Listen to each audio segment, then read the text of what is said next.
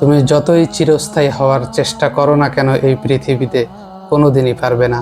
কারণ পৃথিবী ধ্বংস হবে, পৃথিবী ধ্বংস হওয়ার জন্যই জন্ম হয়েছে। পৃথিবী কখনোই চিরস্থায়ী জায়গা হতে পারে না। চিরস্থায়ী জায়গা তো হচ্ছে তোমার কবর। তুমি যে কবরে যাবা, সেই কবরের জন্য তুমি কি করেছো? তোমার চিরস্থায়ীর জায়গার জন্য তুমি কতটুকু আমল নিয়েছো? তুমি কি একবারও চিন্তা করে দেখেছো? যখন তুমি কবরে যাবা, তখন তোমার কবরটাকে কে সাজাবে?